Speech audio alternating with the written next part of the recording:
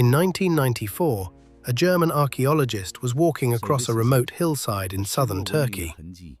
He noticed something strange. Carved stones. Massive. Ancient. What he discovered changed everything we thought we knew about human history. This is Göbekli Tepe, the oldest temple complex ever discovered. Built 12,000 years ago, 7,000 years before Stonehenge, 6,000 years before the pyramids. According to everything we learned in school, humans 12,000 years ago were primitive hunter-gatherers, living in small bands. No cities, no agriculture, no civilization. But Göbekli Tepe proves that's wrong. Dead wrong. Someone built this massive complex, with stone pillars weighing 20 tons, carved with intricate art, and we have no idea who. The mystery gets stranger. After using this site for 1,000 years, they buried it, deliberately, filled the entire complex with dirt, creating the hill we see today. Why would anyone build something this massive, this sophisticated, then intentionally bury it forever? And how did people without metal tools, without wheels, without domesticated animals, build this? Today, I'm taking you to Göbekli Tepe, showing you what they found, the mysteries that don't make sense, and the theories that could rewrite human history. Welcome to the Sal Enigma. This is the oldest mystery on Earth, and it changes everything. Göbekli Tepe sits on a hilltop in southeastern Turkey, near the ancient city of Urfa. When Klaus Schmidt first arrived in 1994, locals told him the hill was a medieval cemetery. But Schmidt saw carved stones scattered across the surface. He started digging, and within weeks, he realized he'd found something impossible. Massive T-shaped pillars, arranged in circles, some standing 20 feet tall, weighing up to 20 tons each, covered in carvings of animals, symbols, and humanoid figures. They've uncovered about 5% of the site. Ground-penetrating radar shows there are at least 20 more circular structures still buried, each one massive. The pillars are made from limestone, quarried from nearby, but moving 20-ton stones without wheels, without draft animals, without metal tools, that shouldn't be possible.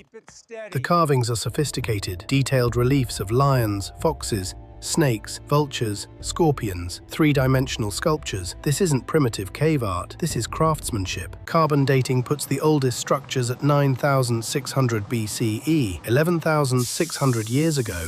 This makes Göbekli Tepe older than pottery, older than writing, older than civilization itself. Here's why this is impossible. In 9,600 BCE, humans were supposed to be hunter-gatherers, small nomadic groups, living in temporary camps, following animal herds. Agriculture hadn't been invented yet. The first evidence of farming is from 8,000 BCE. 2,000 years after Göbekli Tepe was built. Without agriculture, you can't support large populations. You can't settle in one place. You can't organize massive construction projects. Everything we know says this shouldn't exist. Building Göbekli Tepe would have required hundreds of workers. For years, maybe decades, someone had to feed them, organize them, plan the construction. This means there was a society, complex enough to coordinate, wealthy enough to feed workers who weren't hunting or gathering, advanced enough to design this. But there's no evidence of a city nearby, no houses, no evidence of permanent settlement, just the temple, standing alone on a hill. It's backwards. Civilization is supposed to create temples, not the other way around. Göbekli Tepe suggests the temple came first, then civilization formed around it. How did they build this? The pillars weigh up to 20 tons, that's 40,000 pounds. Moving them would be difficult today. In 9,600 BCE, it should have been impossible. They had no wheels. The wheel wasn't invented for another 5,000 years. They had no metal tools. Copper wasn't smelted until 4,000 years later. They had no domesticated animals, no oxen, no horses, no donkeys to pull heavy loads, just human muscle and stone tools. The quarry is 500 meters from the site, half a kilometer. They carved these pillars from bedrock, moved them uphill, and erected them perfectly vertical. Some pillars have mortise and tenon joints, sophisticated engineering, precision cuts. This isn't random stacking of stones, this is planned architecture. Archaeologists have tried to replicate it, using stone tools. It's possible, but incredibly slow. Carving one pillar would take hundreds of hours, moving it even more. The entire complex represents tens of thousands of man-hours for a society that supposedly didn't exist yet. This is the mystery. The carvings at Göbekli Tepe are what make it truly mysterious. These aren't simple scratches. These are detailed, three-dimensional reliefs. Lions, foxes, wild boars, snakes, scorpions, vultures, ducks, all carved with remarkable precision, muscles defined, features detailed. This is art. Some animals are shown in aggressive poses, baring teeth, claws extended. Others are calm, watching. There's meaning here, a story being told. The most mysterious carvings are the humanoid figures, abstract, no faces, just T-shaped bodies with arms. Some have hands carved on their sides. These T-shaped pillars might represent people, gods, ancestors, we don't know, but they're clearly important, always at the center of each circle. There's one carving that's particularly strange, a vulture holding a human head. What does this mean? Death, sacrifice, sky burial, no one knows. And there are symbols, geometric patterns, H-shapes, crosses, circles. These might be the earliest form of symbolic communication, proto-writing, 6,000 years before writing existed. In 2017, researchers made a stunning discovery. The carvings at Göbekli Tepe might be astronomical, recording a cosmic event from 12,000 years ago.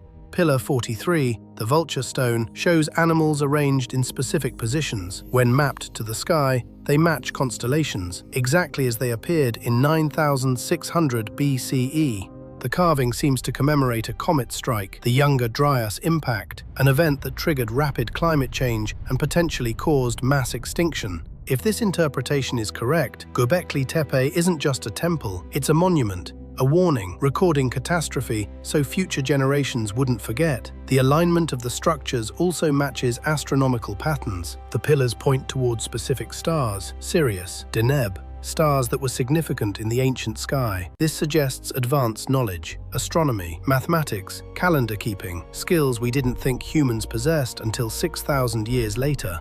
Some researchers believe Göbekli Tepe was an observatory, a place to track stars, predict seasons, and understand the cosmos, built by a civilization lost to history. Here's the strangest part. After using Göbekli Tepe for about 1,000 years, they buried it, deliberately filled every structure with dirt and rubble. This wasn't natural erosion, this wasn't destruction by enemies. They carefully backfilled the entire complex, creating the artificial hill we see today. Why? Why build something this massive, this important, then hide it forever? This is unprecedented in archaeology. You don't bury temples. Some think it was ritual, a final ceremony, closing the temple because its purpose was fulfilled, or because something changed in their beliefs. Others think it was preservation. They knew catastrophe was coming, maybe climate change, maybe invasion. They buried it to protect it. There's another theory. They were hiding it from someone or something, making sure it couldn't be used again, ensuring it would be forgotten. Whatever the reason, burying Göbekli Tepe preserved it perfectly for 11,000 years, until a curious archaeologist looked closer. So who built Göbekli Tepe? There are three main theories. Each one challenges everything we thought about early humans. Theory 1. Advanced hunter-gatherers, more organized and sophisticated than we believed possible. They built this, then agriculture developed because of it. This theory says Göbekli Tepe was a pilgrimage site. People traveled from hundreds of miles to gather here for festivals, rituals, religious ceremonies. The need to feed these gatherings led to early agriculture, domesticating wheat and barley nearby, so the temple created civilization, not the other way around. Theory 2. Lost civilization. Survivors from an advanced society destroyed in the Younger Dryas catastrophe. They built this to preserve their knowledge.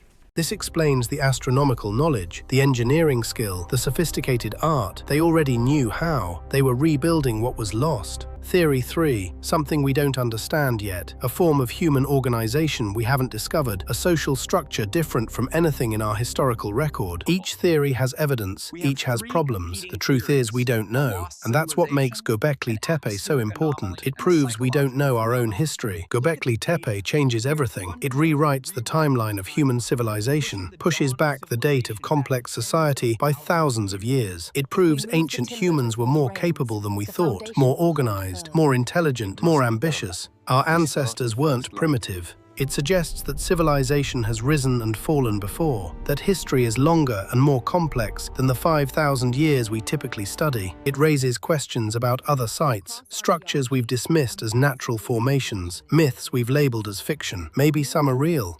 If Göbekli Tepe is real, what else have we missed? What other evidence is buried, waiting to be discovered? How much history has been lost? The implications for archaeology are massive. We need to reconsider everything, re-examine sites, question assumptions, be open to impossible dates. For human history, it means we're older than we thought. Our story doesn't begin with Sumer, it begins thousands of years earlier, in places we haven't found yet. Göbekli Tepe is proof, physical, undeniable proof, that our history books are wrong, and that's just what we've uncovered from 5% of the site. Remember, only 5% of Göbekli Tepe has been excavated, 95% is still buried, still waiting to be discovered.